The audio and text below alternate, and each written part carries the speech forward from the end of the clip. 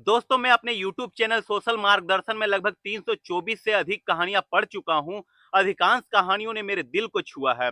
मगर आज की कहानी जो मैं आपके बीच पढ़ने जा रहा हूं, इस कहानी में वाकई मेरे अंदर के आत्मा को छू लिया है। और फिर उसे देख करके लगता है कि यदि दुनिया में ऐसे व्यक्ति ना हो तो शायद कब का प्रलय या कयामत आ गई होती। आज भी धरती अगर सेफ है तो अच्छे लोगों की वजह से सेफ है, और इन अच्छे लोगों तक इस व्यक्ति तक पहुंचाने में जो भूमिका निभाई है। दरअसल मेरे पास एक मेल आया था सत्यनारायण व्यास जी का।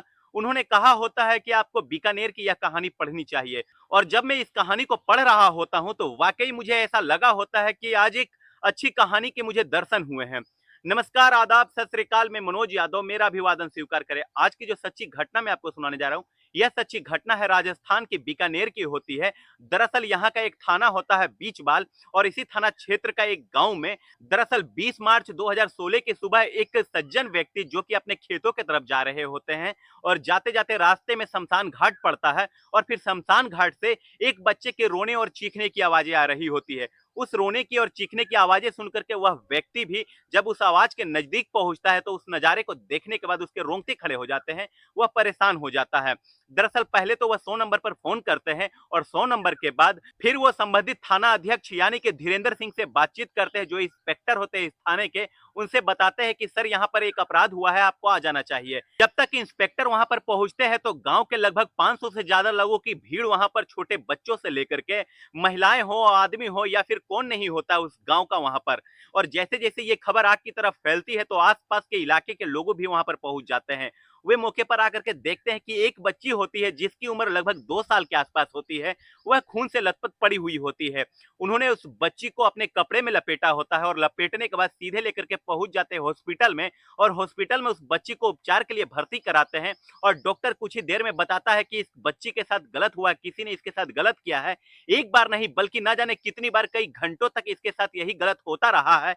बच्ची जो होती है लगभग 17 घंटे से उसी जगह पर पड़ी पड़ी रोई चली जा रही होती है, और फिर उसके चीखों की आवाजें गांव तक पहुंच नहीं रही होती है। यह बड़ी अफसोस की बात होती है, जबकि शमशान घाट उस गांव से ज्यादा दूर नहीं होता है। उस नजारे को देखने के बाद इंस्पेक्टर साहब बड़े परेशान से हो जाते हैं, और इंतजार कर रहे होते अपने थाने में एक तहरीर का। मगर कई घंटे बीत जाने के बाद थाने में तहरीर नहीं आती है, और फिर इस बच्ची के मां से संपर्क किया जाता है, उसे थाने बुलवाया जाता है, और कहा जाता है कि आप इस घटना के तहरीर दे दीजिए ताकि हम अपराधी को पकड़ करके उसे जेल भेज सकें। और फिर मां साफ मना कर देती है और कहती है कि साहब, मुझसे यह नहीं हो पाएगा। मगर क्यों नहीं हो पाएगा, इस मां ने वो नहीं बताया होता है, और इंस्पेक्टर साहब उसे रिक्वेस्ट करते रहते हैं, तो मां वहां से ये कहते हुए चली जाती है कि मैं तहरीर नहीं दे पाऊंगी।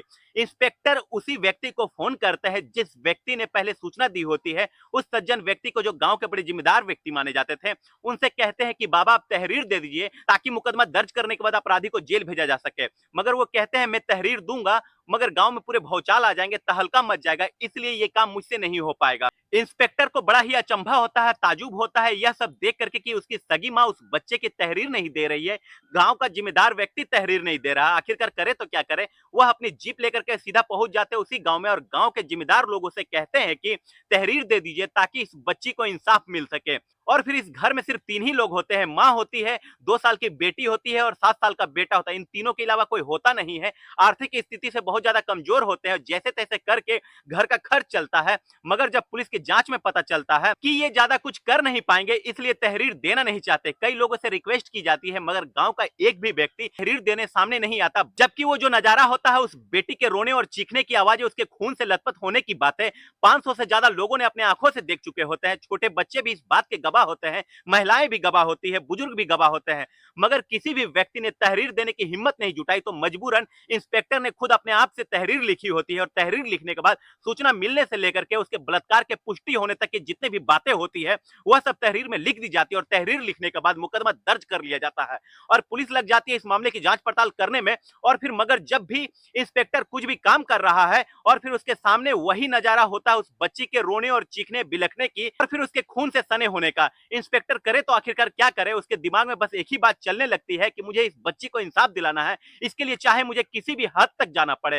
रात को सो रहे होते तो उस बच्ची की तस्वीर रोने और चीखने की आ रही होती है। दिन में काम कर रहे होते तभी यही नजारा उनकी आंखों में तैर रहा होता है लगातार। मगर इसके बाद वह जाते हैं, उस माँ से मिलते हैं और पूछते हैं उनसे कि तुम्हारी किसी से दुश्मनी है, कहाँ रहती हो, क्या करती हो। माँ कुछ भी बोलने को तैयार नहीं होती है। फिर उसके बाद इंस्पेक्टर जाते हैं उस बच्चे के पास, जो बच्चे की उम्र, जिस औरत का बच्चा जिसका उम्र 7 साल का होता है, उससे पूछते हैं कि बेटा तुम्हारा नाम क्या है, क्योंकि वह जो बच्चा होता है अभी 2 दिन तक लगातार गायब होता है। और फिर उस बच्चे से पूछते हैं कि तुमने आखिरकार कुछ देखा होता है, तो बच्चा बताता है कि आखिरकार वह गांव के एक शराब के ठेके के पास एक चबूतरा बना हुआ होता है, उस चबूतरे में अपने बहन के साथ बैठा हुआ होता है। गांव के एक व्यक्ति ने, जिसका नाम होता है दरअसल छोटू राम जाट, दरअसल उस छोटू राम जाट ने उसको कोल्ड ड्रिंक पिलाई होती है और कोल्ड ड्रिंक पिलाने के बाद उसको नहीं पता कि क्या हो रहा है। पुलिस का शक अब यकीन में बदल गया होता कि हो ना हो छोटू राम जाट का ही इसमें कुछ ना कुछ हाथ होता है। वह व्यक्ति गांव का दबंग व्यक्ति होता है। दरअसल पुलिस ने उस व्यक्ति को तलाश करने की कोशिश की तो वह गांव से भागा हुआ होता है, फरार होता है। आखिरकार पुलिस ने कड़ी मशक्कत के बाद तीसरे दिन ही उस आरोपी को गिरफ्तार कर लिया जाता है और गिरफ्तार करके जब उससे पूछताछ करते हैं तो पता चलता है कि उसने पहले तो शराब पी होती है और शराब पीने के बाद उस बच्चे को कोल्ड ड्रिंक में शराब पिलाई जाती है।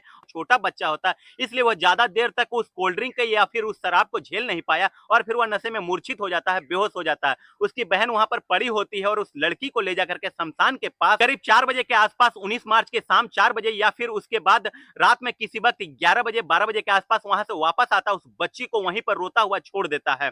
और फिर इस बीच में बच्ची रो रही होती है, चीख रही होती है। जंगली जानवर भी आए थे, गीदड़ भी आए थे या फिर कुत्ते भी आ सकते हैं या फिर पहाड़ी कुत्ते भी आ सकते हैं, कीड़े मकोड़े हो या फिर उस बच्ची को नुकसान भी पहुंचा सकते थे। लेकिन कहते हैं कि जाको राके साईं मार सके ना कोई, बच्ची मरी नहीं होती है बल्कि जिंदा होती है आज भी। उस दिन अगर इंस्पेक्टर ने मामला को गंभीरता से नहीं लिया होता तो उस बच्ची आज जिंदा नहीं होती। उस बच्ची को इंसाफ दिलाने के लिए मामला जो होता है, क्योंकि अब कोर्ट में जा चुका होता है और फिर बहुत फास्ट तरीके से चार्जशीट दाखिल की जाती है पूरी ईमानदारी से।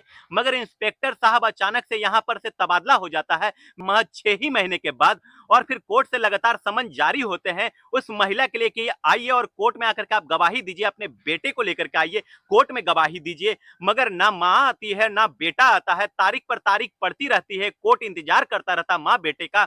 लेकिन बीच बीच में वह इंस्पेक्टर को बुलाया जाता है क्योंकि वह इंस्पेक्टर अपना खुद का वकील खड़ा करते हैं और फिर वह अब इस केस को अपने बेटी की तरह लड़ रहे होते जैसे कि उनकी खुद की बेटी के साथ ऐसी वारदात हुई हो।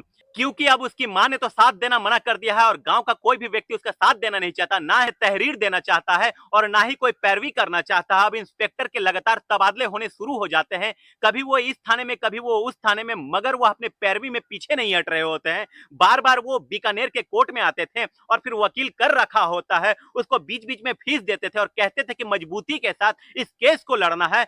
मगर दूसरी तरफ जो आरोपी होता है छोटू राम जाट का, वो उस शहर का माना हुआ वकील होता है और फिर वकील भी जानता है कि वाकई इस बेटी के साथ गलत हुआ है। मगर उस वकील ने उस आरोपी को, छोटू राम को बचाने के लिए एड़ी चोटी का जोड़ लगा दिया होता है। मगर इंस्पेक्टर धीरेन्द्र सिंह ने वाकई काबिले तारीफ काम किया है। उसने ऐसे ऐसे सबूत जुटाए जिसमें शायद छोटू राम के बचने की उम्मीदें बहुत बहुत ज्यादा कम हो चुकी होती है। मगर दूसरी तरफ कोर्ट और अदालत उसकी मां को लगातार बुलाना चाहता है, वह आ नहीं रही होती है। उधर धीरेन्द्र सिंह इंस्पेक्टर ने गवाही दी होती है और गवाही देने के बाद जब मामला कोर्ट अंतिम निर्णय पर पहुंचता है, जज ने पूरी कहानी सुनने के बाद जज के भी रोंगटे खड़े हो जाते हैं क्योंकि कोई इंस्पेक्टर इतने लंबे समय से इस केस को लड़ रहा है, मां ने ना गवाही दी है, मां ने ना तहरीर दी है, ये कैसा मामला है। और फिर घटना के ठीक 5 साल बाद इस बेटी को, जो 2 साल की बेटी होती है, उसको इंसाफ तो मिल गया होता है, उस आरोपी को उम्र कैद की सजा सुना दी गई है। कोर्ट ये कहता है कि इसकी मां ने यदि टाइम पर, वक्त पर गवाही दी होती तो फिर ये इंसाफ बहुत ही पहले उसे मिल गया होता।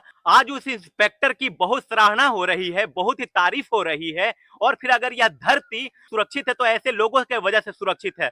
दोस्तों, इस कहानी को सुनाने का उद्देश्य किसी को परेशान करना नहीं, किसी को दिल दुखाना नहीं, बल्कि आप लोगों को जागरूक करना है, आप लोगों को सचेत करना है। आप लोग जहां भी रहे सुरक्षित रहे। दोस्तों, अगर वीडियो अच्छी लगी हो तो चैनल को लाइक शेयर सब्सक्राइब करना ना भूले। मिलते हैं अगले किसी नए वीडियो में, तब तक के लिए जय हिंद, जय भारत।